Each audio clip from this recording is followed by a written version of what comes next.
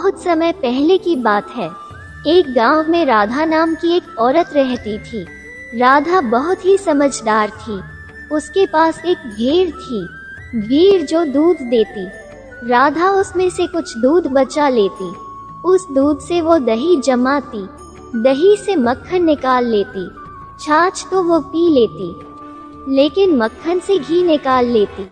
धीरे धीरे मटकी घी से भर गई। राधा ने सोचा, अगर घी को नगर में जाकर बेचा जाए तो काफी पैसे मिल जाएंगे। इन पैसों से वो घर की जरूरत का कुछ सामान खरीद सकती है। इसलिए वो घी की मटकी सिर पर उठाकर नगर की ओर चल पड़ी। उन दिनों आवाजाही के अधिक साधन नहीं थे। लोग अधिकतर पैदल ही सफर करते थे। रास्ता बहुत लंबा था, गर्मी भी बहुत थी, इसलिए राधा जल्दी ही थक गई। उसने सोचा, थोड़ा आराम कर लूं। आराम करने के लिए वो एक वृक्ष के नीचे बैठ गई। घी की मटकी उसने एक तरफ रख दी। वृक्ष की शीतल छाया में बैठते ही राधा को नींद आ गई। जब उसकी आंख खुली तो उसने देखा, घी की मटकी वहां नहीं थी।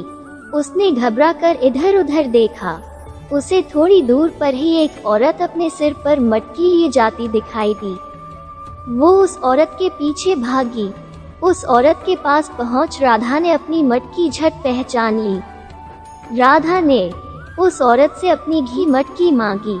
वो औरत बोली, यह मटकी तो मेरी है, तुम्हें क्यों दूं?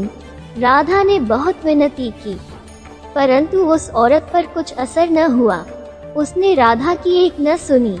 राधा उसके साथ साथ चलती नगर पहुंच गई। नगर में पहुंचकर राधा ने मटकी के लिए बहुत शोर मचाया। शोर सुनकर लोग एकत्र हो गए। लोगों ने जब पूछा तो उस औरत ने घी की मटकी को अपना बताया। लोग निर्णय नहीं कर पाए कि वास्तव में मटकी किसकी है, इसलिए वे उन दोनों को हाकिम की कचहरी में ले गए। राधा ने हाकिम से कहा, हुजूर, इस औरत ने मेरी घी की मटकी चुरा ली है, मुझे वापस नहीं कर रही। कृपया इससे मुझे मेरी मटकी दिला दें। मुझे ये घी बेचकर घर के लिए जरूरी सामान खरीदना है। तुम्हारे पास ये घी कहाँ से आया और इसने कैसे चुरा लिया? हाकिम ने पूछा। मेरे पास एक भेड़ है, उसी के दूध से मैंने ये घी जमा किया है। रास्ते में आराम करने के लिए मैं एक वृक्ष की छाया में बैठी तो मुझे नींद आ गई। तभी यह औरत मेरी मटकी उठाकर चलती बनी। हाकिम ने उस औरत से पूछा तो वो बोली, हुजूर, आप ठीक न्याय करें। मैंने पिछले माह ही एक गाय खरीदी है जो बहुत दूध देती है। मैंने ये घी अपनी गाय के दूध से ही तैयार किया है। जरा सोचिए, एक भेड़ रखने वाली औरत एक मटकी घी कैसे जमा कर सकती है? हाकिम भी दोनों की बातें सुनकर दुविधा में पड़ गया। वो भी निर्णय नहीं कर पा रहा था कि वास्तव में घी की मटकी किसकी है। उसने दोनों औरतों से पूछा, क्या तुम्हारे पास कोई सबूत है? दोनों ने कहा कि उनके पास कोई सबूत नहीं है। तब हाकिम को एक उपाय सूझा।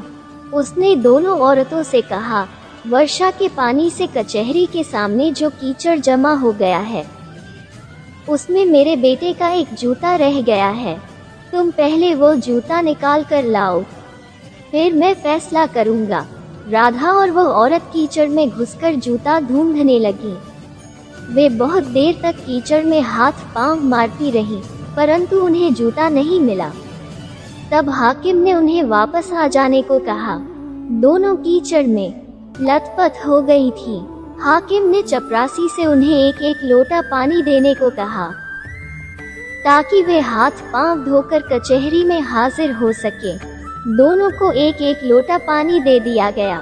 राधा ने तो उस एक लोटा पानी में से ही अपने हाथ पांव धोकर थोड़ा सा पानी बचा लिया, परंतु गाय वाली वो औरत एक लोटा पानी से हाथ भी साफ नहीं कर पाई। उसने कहा, इतने पानी से क्या होता है? मुझे तो एक बाल्टी पानी दो, ताकि मैं ठीक से हाथ पांव धो सकूं। हाकिम के आदेश से उसे और पानी दे दिया गया। हाथ पांव धोने के बाद जब राधा उस औरत के साथ कचहरी में पहुंची, तो हाकिम ने फैसला सुना दिया घी की यह मटकी भेड़ वाली औरत की है।